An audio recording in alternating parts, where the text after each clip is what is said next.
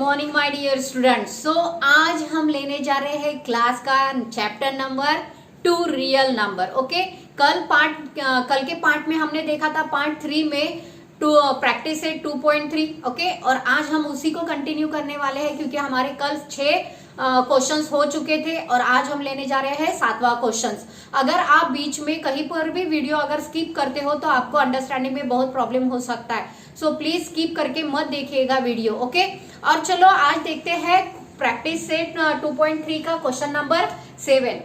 सो यहाँ पर मैंने वो क्वेश्चंस लिख लिया है। दैट इज, देखो यहाँ पर क्या किया है, multiply and write the answer in the simplest form. Okay, first of all you have to write in solution 3, problem ही लिखना है सॉल्यूशन में। ओके, देन √18 ये हमने प्रॉब्लम लिख लिया है। अब के देखो यहाँ क्या करना है, जो सर्ड है वो सर्ड से मल्टीप्लाई करता है। ओके, और नंबर से मल्टीप्लाई करता है। तो यहाँ पर हमें क्या करना है, 3 बाजू में ही रखना है और इन दोनों को सर्ड का सर्ड में, ये भी सर्ड है और ये भी सर्ड है। ओके, और ये इरेशनल नंबर है, दोनों इरेशनल नंबर को हम साथ में लिख सकते हैं एक ही सर्ड देके। ओके, सो इसमें हमने लिख लिया है स्क्वायर रूट में। अब हमें क्या करना है, इन दोनों का फैक्टराइजेशन करना है। कल जैसे हमने देखा था फैक्टराइजेशन, तो हम कैसे फैक्टर कर सकते हैं। देखो यहाँ पर एक कोई भी अगर फैक्टर करना है तो हमें एक परफेक्ट स्क्वायर चाहिए होता है। ओके, सो देखो यहाँ पर क्या आएगा, 4 3 12 मल्टीप्लाइड बाय ये वाला मल्टीप्लीकेशन का साइन, इसके हमने ये फैक्टर बना दिए। ओके, अब हमें इसका फैक्टर बनाना है तो ये क्या आएगा, 9 2 ओके, अब देखो ये जो 4 है यहाँ पर this is perfect square and this is also perfect square. 4 is the perfect square of 2 and 9 is the perfect square of 3। अब देखो इसको क्या कर सकते हैं, हम रूट के बाहर निकाल सकते हैं। जब रूट के बाहर निकालेंगे तो वो क्या होगा, रूट होके आएगा बाहर। तो यहाँ पर 3 ये जो है ये एज इट इज है, यहाँ पर 4 है तो उसका रूट बाहर आएगा तो कितना आएगा, 2 होकर आएगा, क्योंकि 2 का परफेक्ट स्क्वायर क्या है, 4 है। और यहाँ पर ये जो 9 है, 9 का भी क्या हो जाएगा, परफेक्ट स्क्वायर होके बाहर आएगा तो वो हो जाएगा 3। अब अंडर रूट में क्या रहेगा, ये वाला 3 और ये वाला 2 यहाँ पर लिख लेते हैं। ओके, देन अब इन सब का क्या करेंगे, मल्टीप्लीकेशन। 3 2 6 6 3 18। ओके, और इन दोनों का मल्टीप्लीकेशन का √6 स्क्वायर रूट ऑफ 6। ओके, सो यही हो गया इसका सिंप्लीफिकेशन। हमें क्या करना है, सिंपलेस्ट फॉर्म में लिखना है। ये हमने सिंपलेस्ट फॉर्म में लिख लिया है और मल्टीप्लाई भी कर लिया है। ओके, सो इसके आगे हम लिख लेंगे problem 3 √12 multiplied by √18 equals to what, 18 √6। Okay, so ये हो गया इसका आंसर। अब सेकेंड वन क्वेश्चन देखते हैं। देखो यहाँ पर हमें दिया हुआ है 2 नंबर्स मल्टीप्लाई करने को दिए हैं, तो हम क्या करेंगे, पहले सॉल्यूशन में वही प्रॉब्लम लिख लेंगे। 3 √12 मल्टीप्लाइड बाय 7 √15। ओके, अब ये वाला नंबर और ये वाला नंबर से मल्टीप्लाई करो और सर्ड से मल्टीप्लाई करो। तो यहाँ पे क्या आएगा, 3 7 और सर्ड एक ही बार लिख लो। ओके, यहाँ पर हमने लिख लिया। अब देखो यहाँ पर इन दोनों का मल्टीप्लिकेशन करो और इन दोनों को फैक्टराइज करो। ओके, फैक्टराइज करें तो इसका क्या आएगा, 4 3 और इसका आएगा 3 5 15। ओके, अब देखो यहाँ पर हमें 2 दिख रहा है, पेयर दिख रहा है। पेयर अगर है तो हम बाहर ले आ सकते हैं इसको। ओके, सो यहाँ पर क्या हो जाएगा फिर, 21 मल्टीप्लाइड बाय ये है perfect square of 2। 4 is the perfect square of 2, तो इसका रूट होकर बाहर आएगा और इसमें इन दोनों का पेयर है तो सिर्फ 3 बाहर आएगा, अंडर रूट ऑफ 5। तो अंदर कुछ भी नहीं बचा है, यानी सिर्फ यहाँ पर क्या है, 5 रह गया है। ओके, बाकी टर्म्स ये तो बाहर निकल गए रूट होकर। अब इन सब का मल्टीप्लीकेशन करो।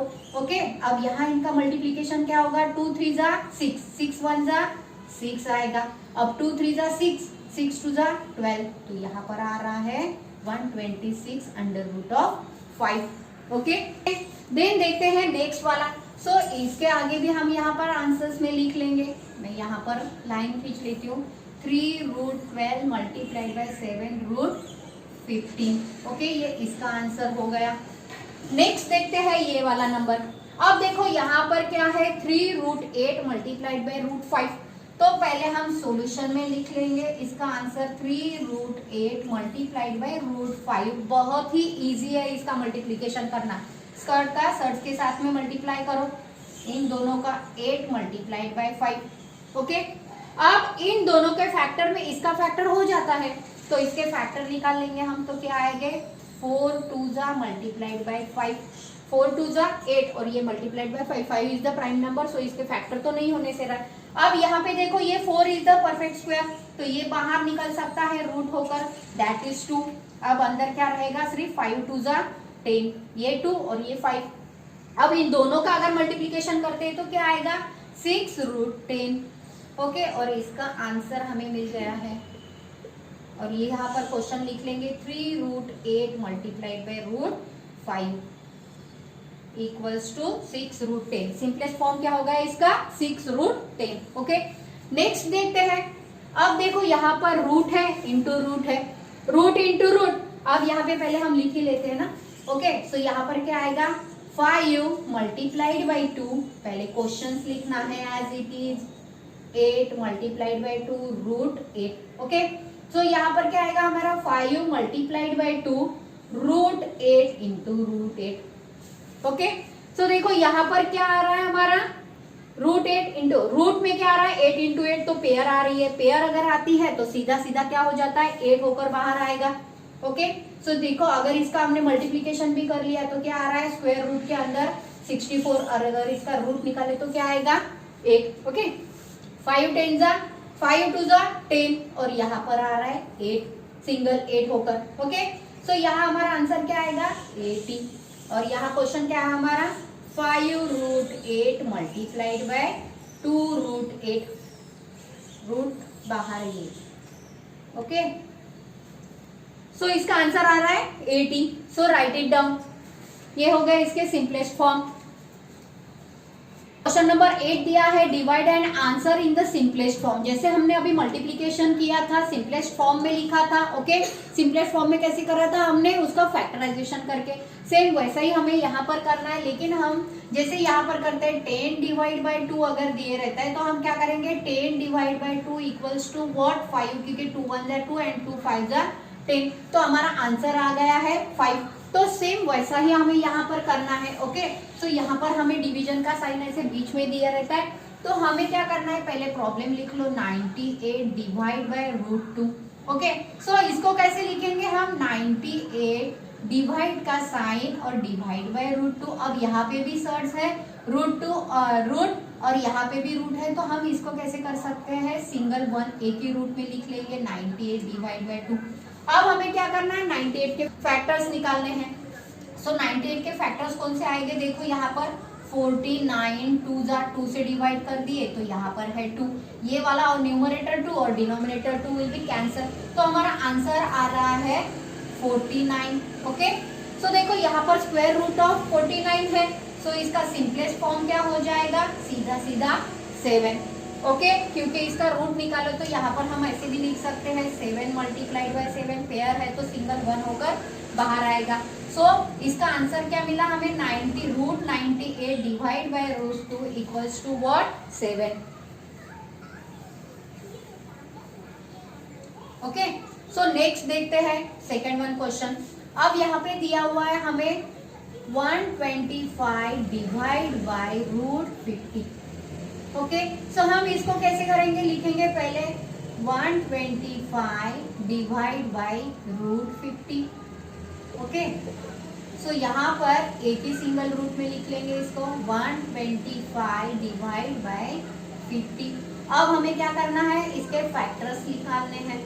सो 125 मीन्स कौन से टेबल में आएगा 5 मल्टीप्लाइड बाय 5 मल्टीप्लाइड बाय 5, क्योंकि हमने कल के इसमें देखा था इसको फैक्टराइज करके, ओके। सो मैं डायरेक्टली लिख रही हूँ यहाँ पर, और यहाँ पे क्या आएगा हमारा 25। अब देखो 5 multiplied by 5 25, 25 multiplied by 5 125, okay. अब इसके फैक्टर क्या हो गए 25, 5 multiplied by 5 is 25 multiplied by 2 is what 50, 5 5 जा 25 25 2 जा 50, ओके। सो देखो न्यूमरेटर यहाँ numerator denominator will be cancel, तो हमारे पास आंसर क्या आ रहा है root 5/2। So this is the simplest form of this question, okay. यहाँ पर स्क्वायर रूट ऑफ 49 था और 49 is the perfect square of 7, so यहाँ पर रूट निकल गया, यहाँ रूट निकलता है क्या नहीं, ओके। सो ये हो गया हमारा सेकेंड वन क्वेश्चन। अब देखते हैं थर्ड वन। यहाँ आ रहा है हमारा √54 डिवाइड बाय √27। ओके, अब इसको हम सिंगल रूट में लिखेंगे। पहले हम यहाँ पर 54 डिवाइड बाय √27, अब सिंगल रूट में लिख सकते हैं इसको डिवाइड बाय 54 डिवाइड बाय 27। अब इसको फैक्टराइज करना है हमें। ओके, अब यहाँ पर 4 है तो यहाँ पर 2 से डिवाइड हो सकता है, तो 2 मल्टीप्लाइड बाय 27 अगर करते हैं तो यहाँ पर क्या हो रहा है, हमारा फैक्टराइजेशन हो रहा है। सो यहाँ पर भी नीचे क्या दिया हुआ है, 27 को फैक्टराइज करने की जरूरत नहीं है यहाँ पर, नॉट नेसेसरी। बिकॉज क्यों, क्योंकि यहाँ पर 27 नंबर है और यहाँ पे भी 27 आ रहा है। 27 1 27 किया तो भी चलता है, न्यूमरेटर डिनोमिनेटर सेम है, दैट विल बी कैंसल। तो यहाँ पर आ रहा है हमारा √2 आंसर। ओके, तो ये हो गया इसका simplest form. So next question देखो, यहाँ पर दिया हुआ है हमें 310 डिवाइड बाय √5।